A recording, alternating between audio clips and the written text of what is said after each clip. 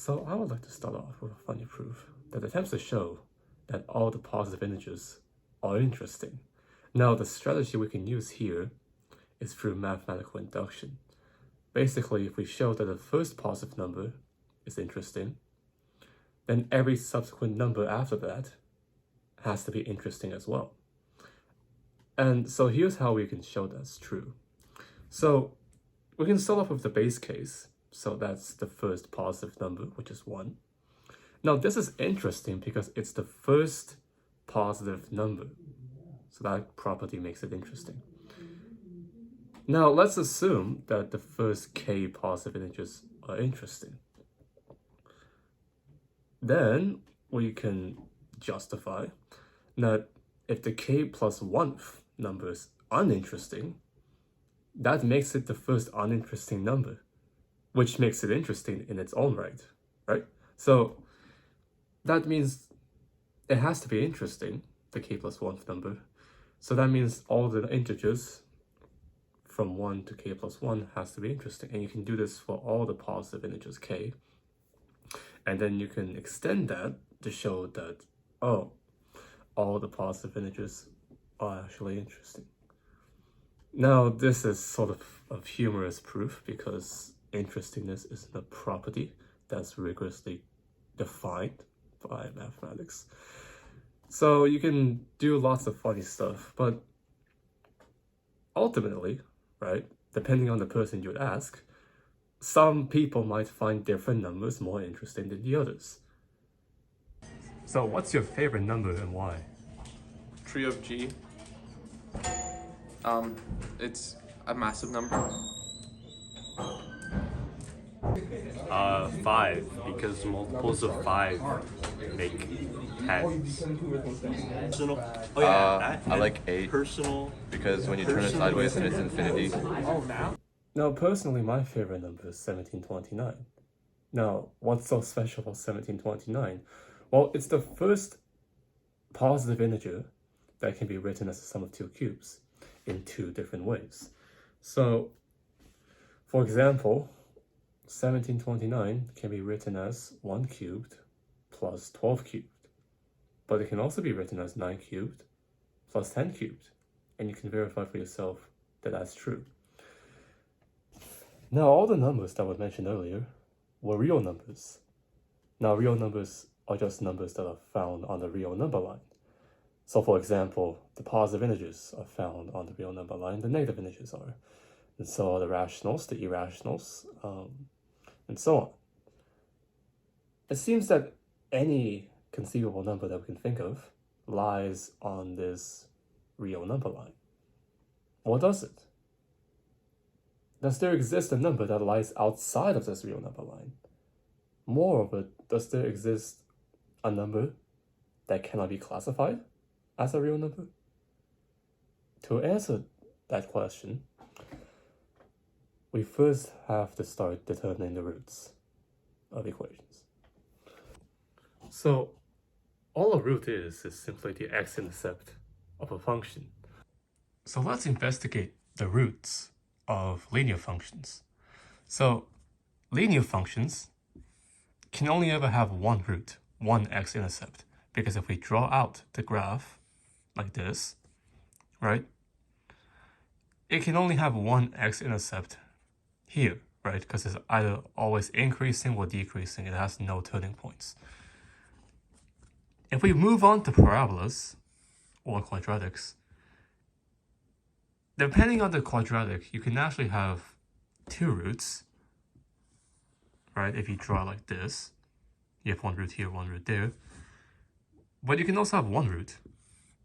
Now, this is if the parabola is tangent to the x-axis. So you would only get 1 root.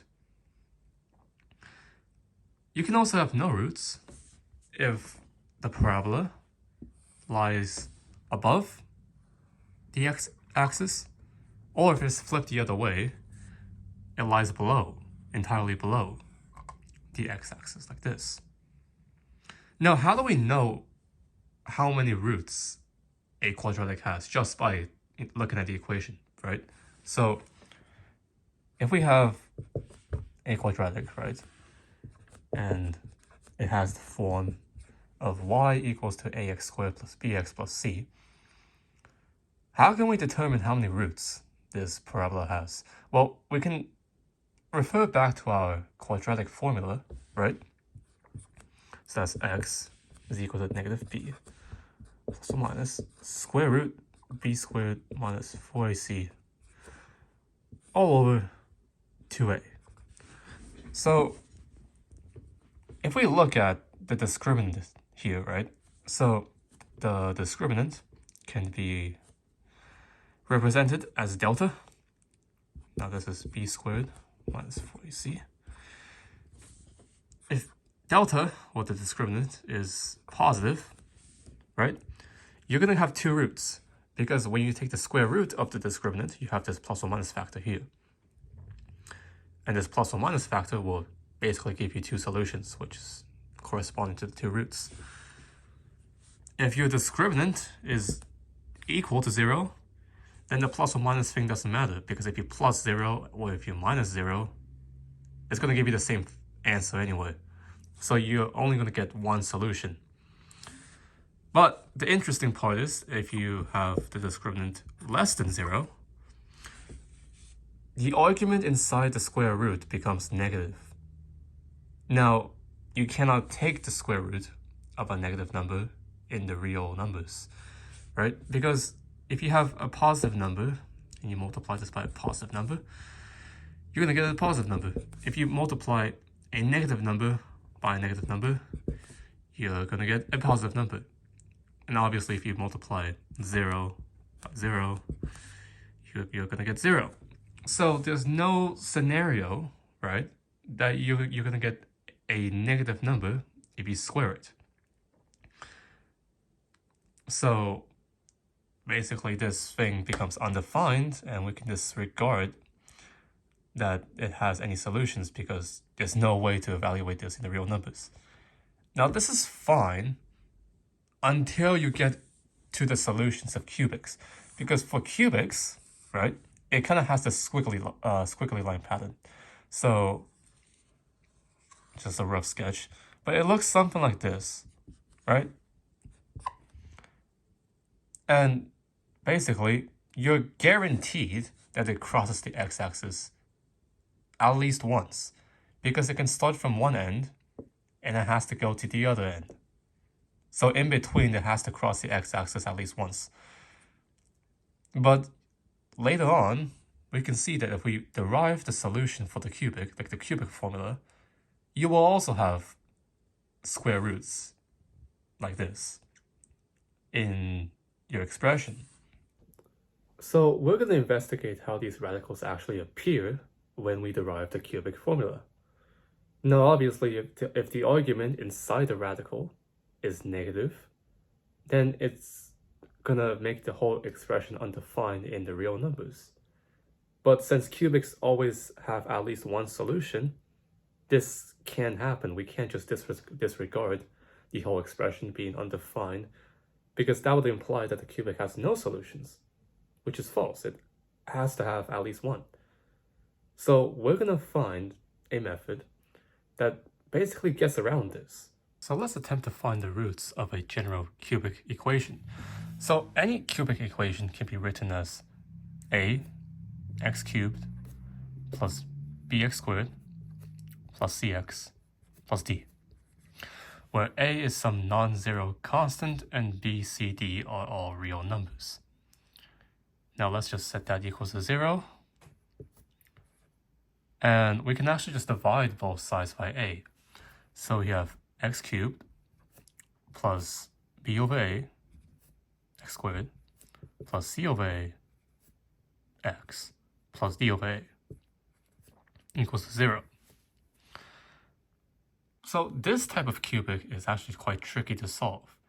So it's best for us to transform this cubic into a different type of cubic. And what you realize is that if you set x equals to t minus b over 3a, once you plug this into here, you're going to get a cubic in the form of t cubed plus pt plus q equals to 0. So in other words, if you perform this variable substitution, the t squared term in the expansion will cancel out, leading you to this cubic called the depressed cubic. So basically, we can take a general cubic and transform it into a depressed cubic.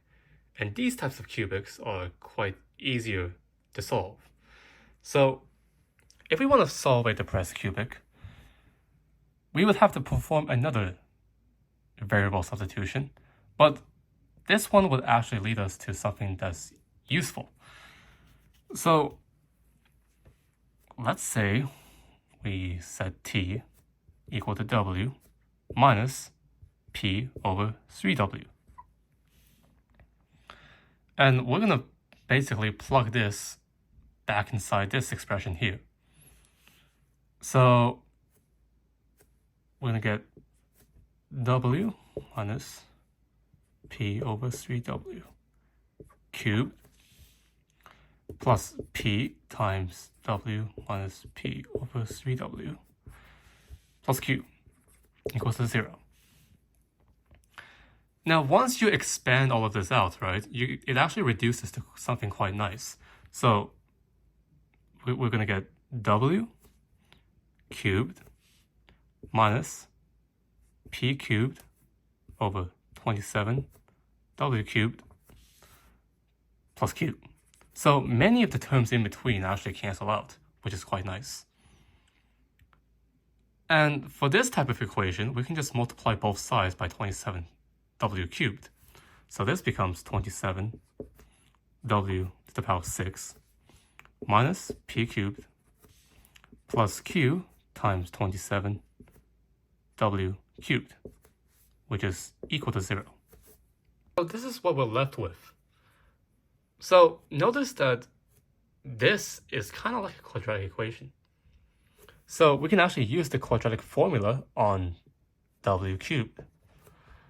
So this is equal to negative 27q plus or minus square root of 27q squared minus 4 times 27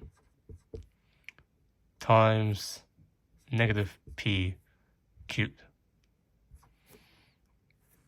all over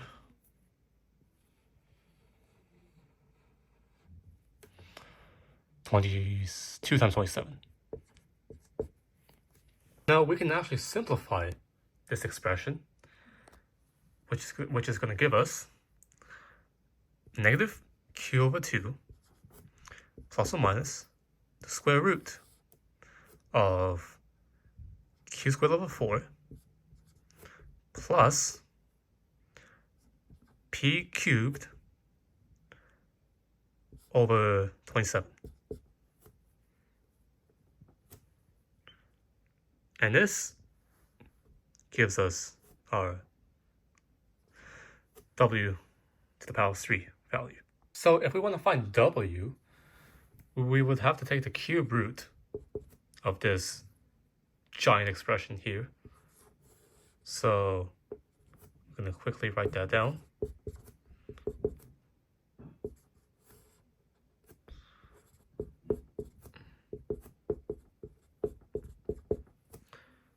And remember that from earlier that we defined t by w minus p over 3w. So essentially, I'm not going to write everything out here, but if we plug this inside this expression, we're going to get our t value.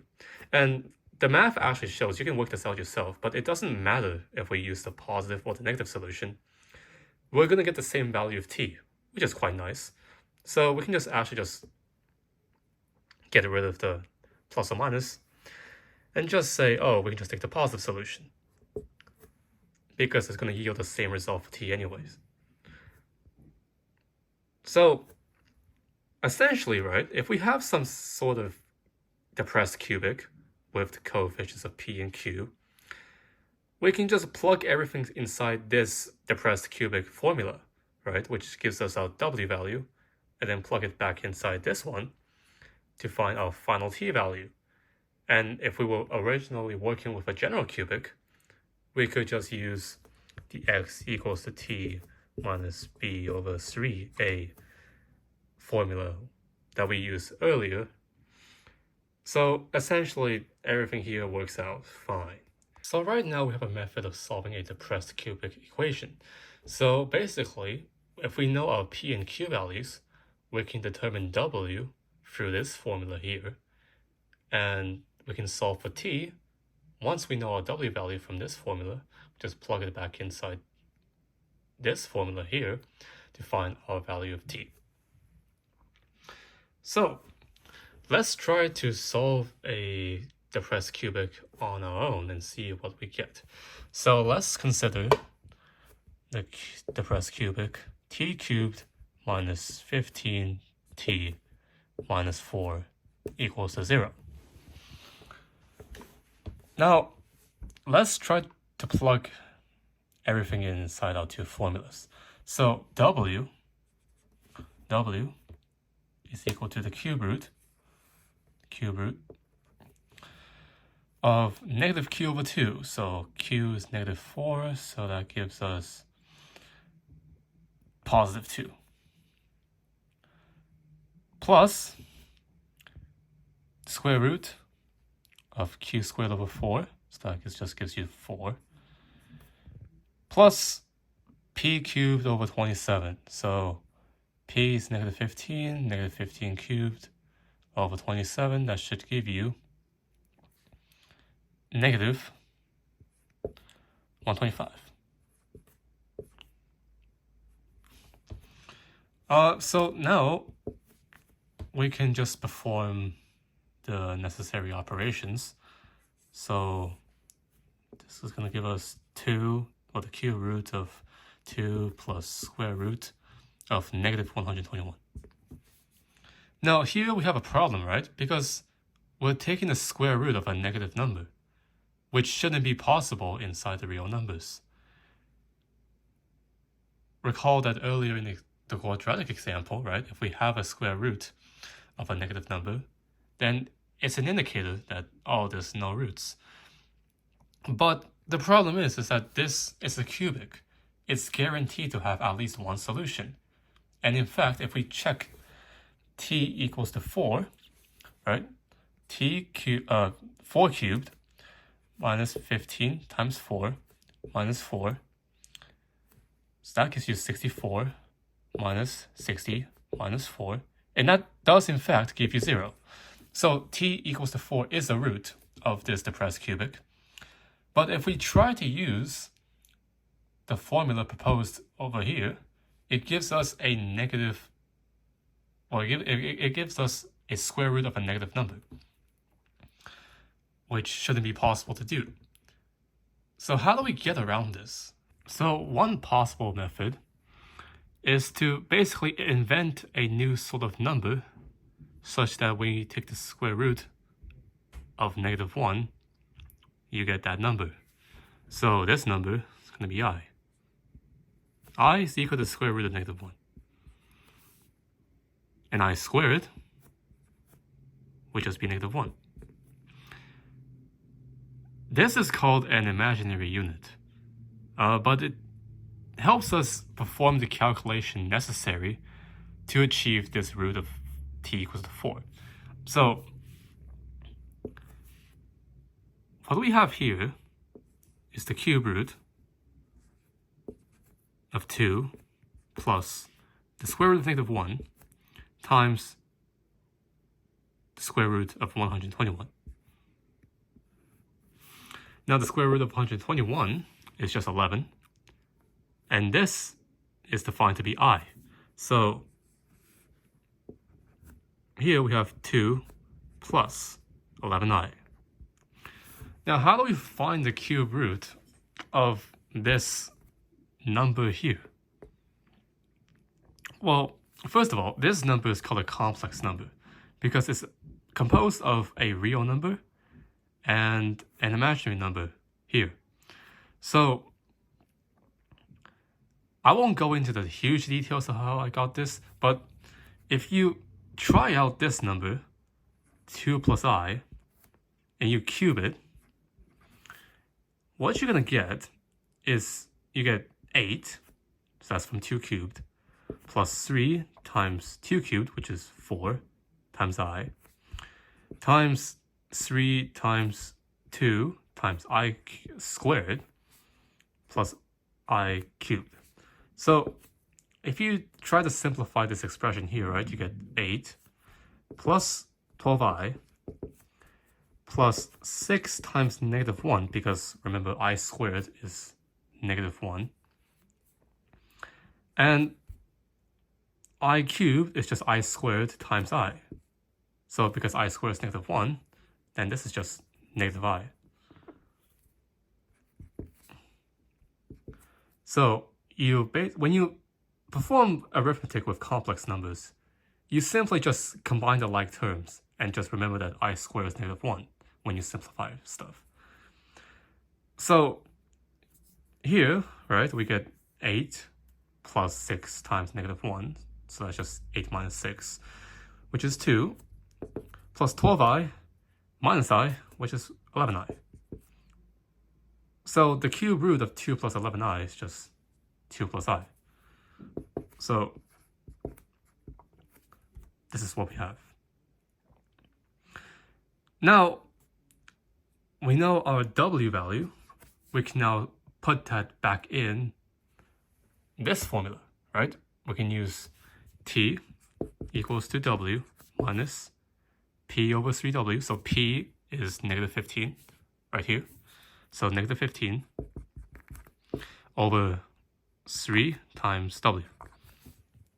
So this is just W plus 5 over W. And we have 2 plus I, right? So that's our W value, plus 5 over 2 plus I. Let me just erase this portion here. It's no longer necessary. So space for our next calculations. Right, so let me just rewrite this thing here. Not W. T is equal to 2 plus I plus 5 over 2 plus I. Now, how we can simplify this is that we can just multiply by the conjugate of 2 plus I. And by the conjugate, I mean basically you take its imaginary part and you just flip the sign. So for 2 plus I, you take its imaginary part and you just flip the sign, so you have 2 minus I. Right, so that's what I mean by the conjugate of a complex number. So if you multiply top and bottom by its conjugate,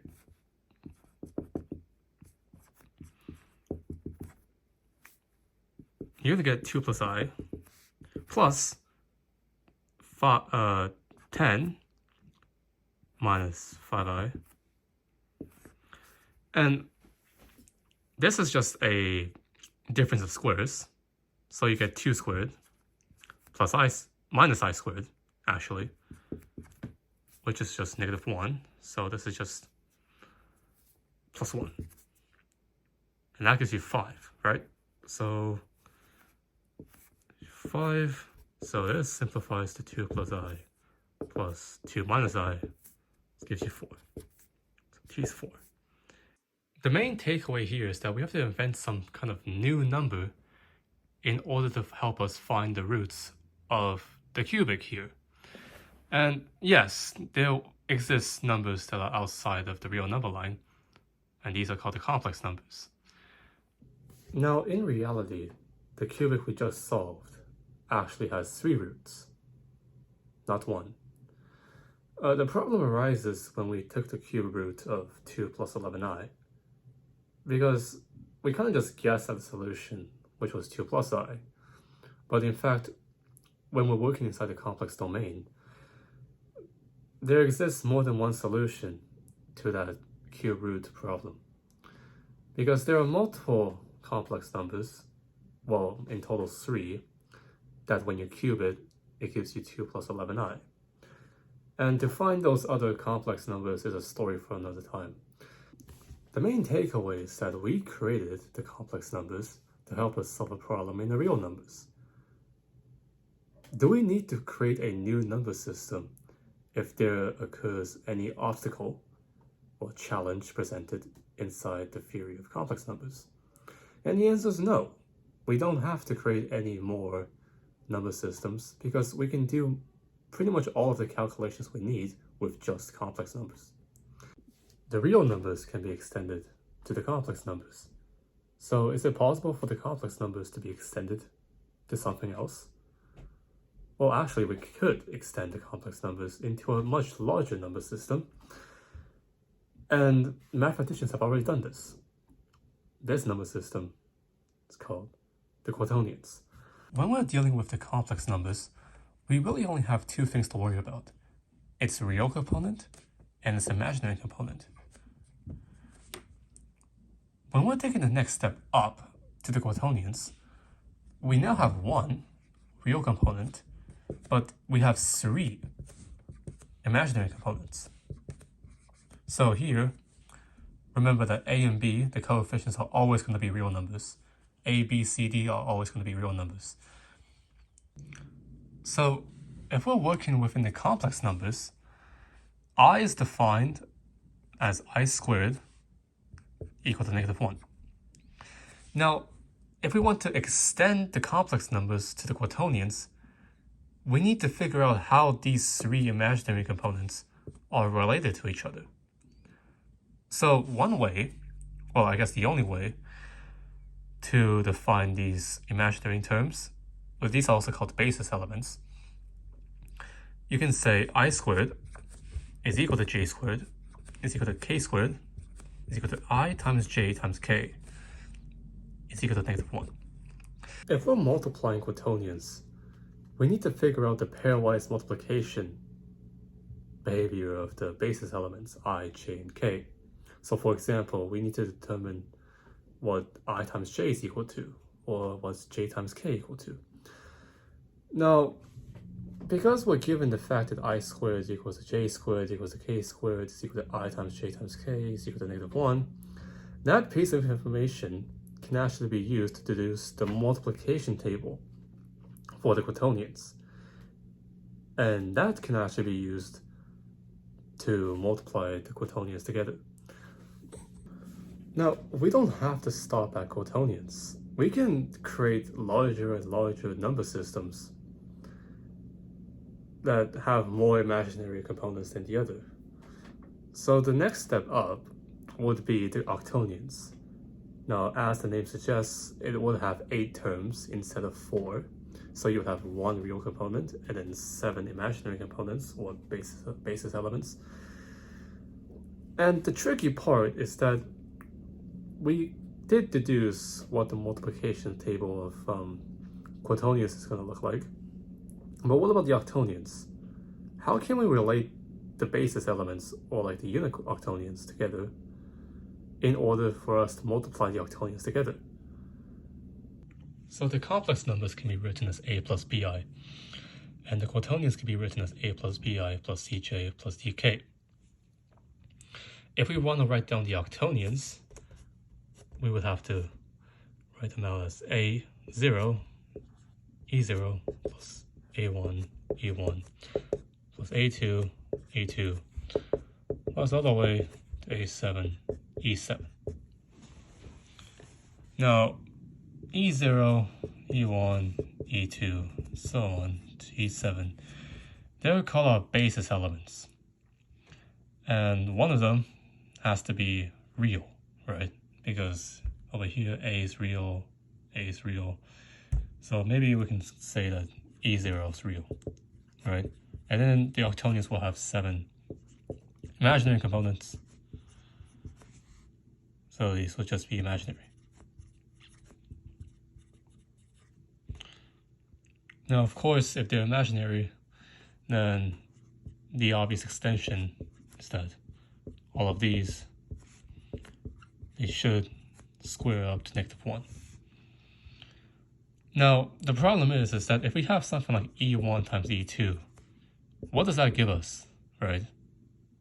And if we have like E2 times E4, what does that give us, right? We need to know the values of these pairwise multiplications, because if we're multiplying the octonions in itself, like if we multiply the octonions with another octonion, then when we expand everything out, we have to multiply these types of numbers together.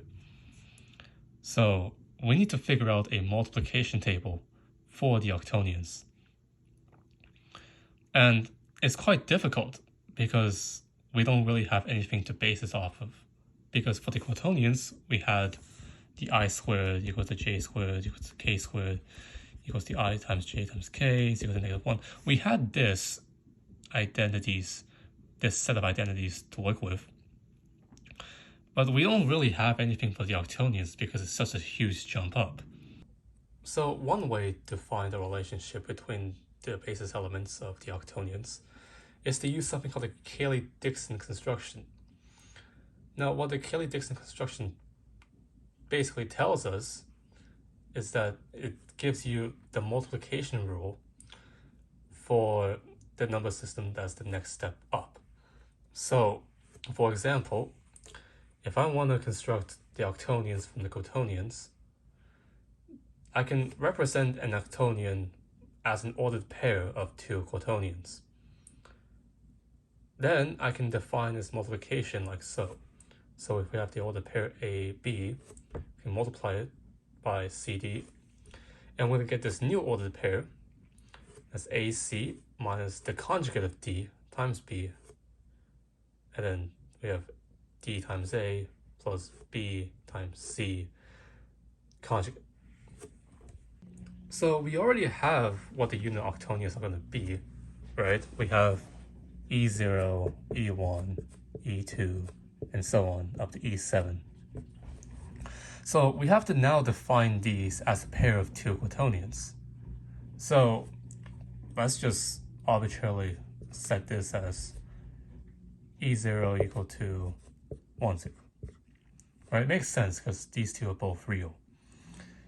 All right, and then E1 can be I0, E2 be J0, E3 can be K0. And then for the remaining ones, we can just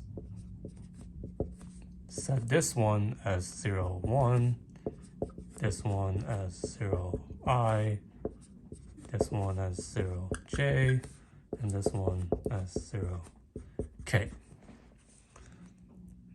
So now we've defined every unit octonion as a pair of unit quaternions. That's cool. Okay. So now we can determine the product between any two numbers in this list right here. So for example, if we want to compute what E2 times, let's say E6, what this value is. So this E2 is equal to J0, and E6 is equal to 0J. Okay. So we can use the Cayley-Dickson construction formula here, right? So AC, right, AC would just be J times 0, which is just 0. And D conjugate times B, so D conjugate, so the conjugate of J is just negative J.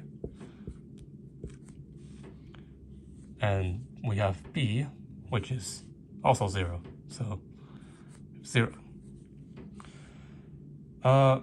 Then we have dA, so dA, that's dA, so that's just J squared, plus B times C conjugate, so BC, that's just 0. So you just get 0 J squared, which is defined as 0, 1, negative 1.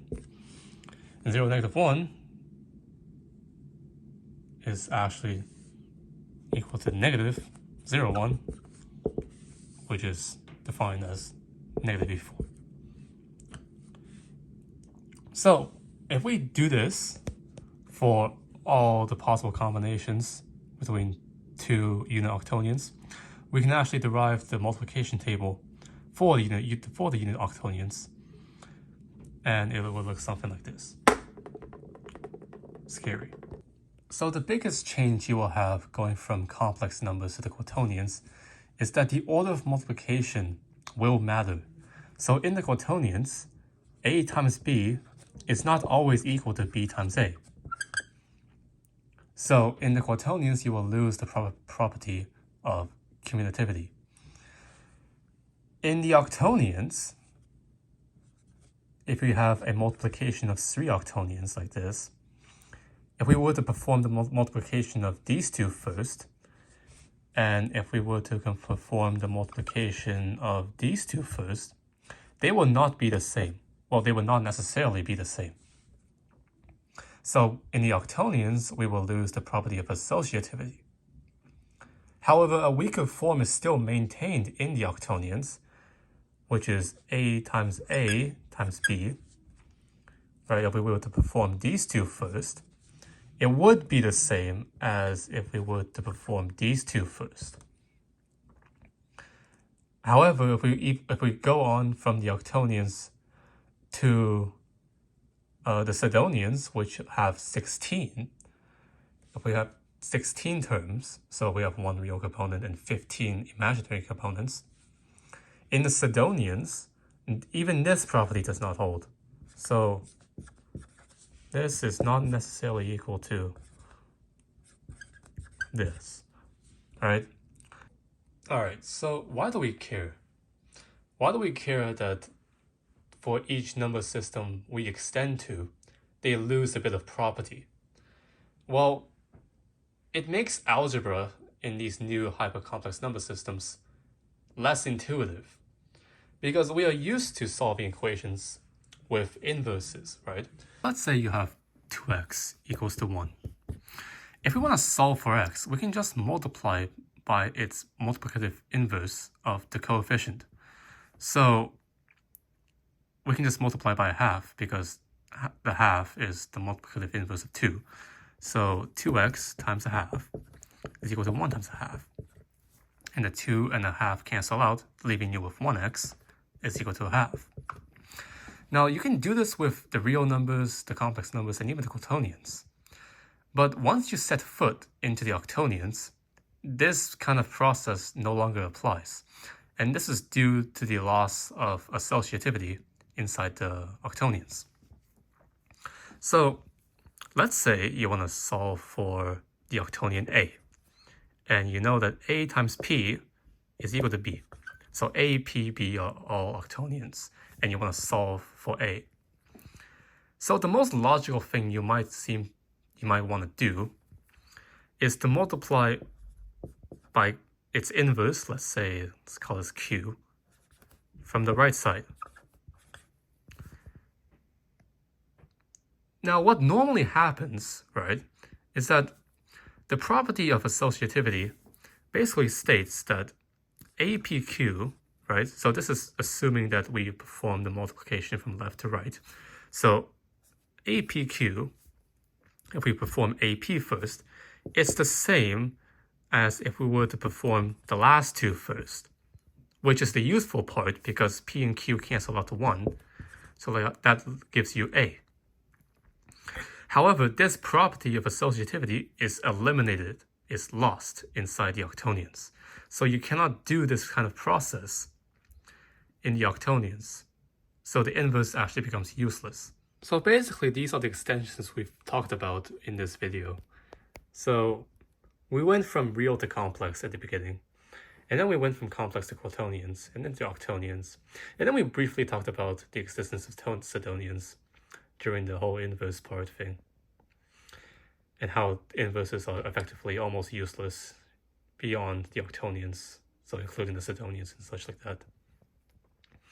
And basically, for the real complex quaternions and the octonions, they all have the property that the norm,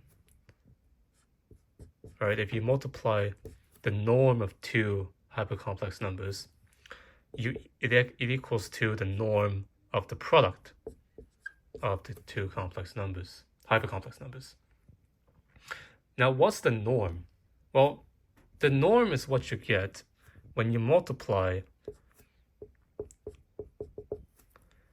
the hypercomplex number by its conjugate and you take its square root.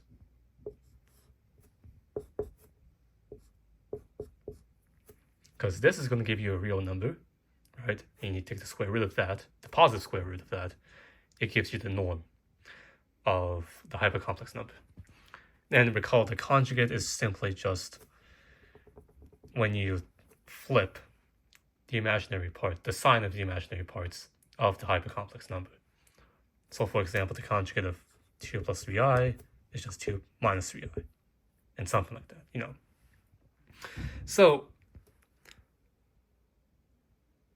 only in the reals, complexes, the quaternions, and the octonion numbers, does this property hold true.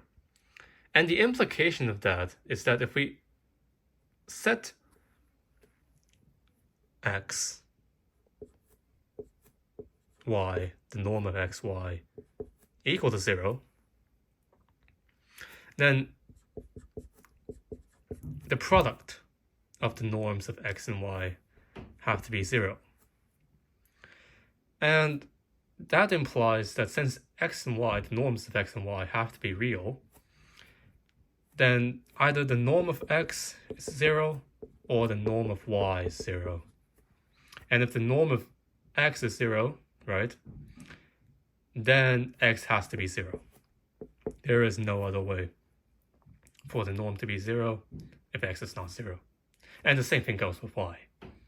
So what this basically tells us is that 0 times something is going to give you 0, right? That's intuitive. And if 0 is the product, right, then one of these terms also has to be 0, right? However, in the Sidonians and all the hypercomplex numbers after that, this property is no longer true, right? So it's not necessarily true that the product of the norms of the two hypercomplex numbers is equal to the norm of the product of the two hypercomplex numbers. This is not necessarily true, right? So it's not equal to each other. So if we set the norm of this to be 0, right, it does not mean that either one of these norms is going to be 0, which implies that x and y have to be 0. Which means that we introduce something called a zero divisor, which means that there will exist two Sidonian numbers, right?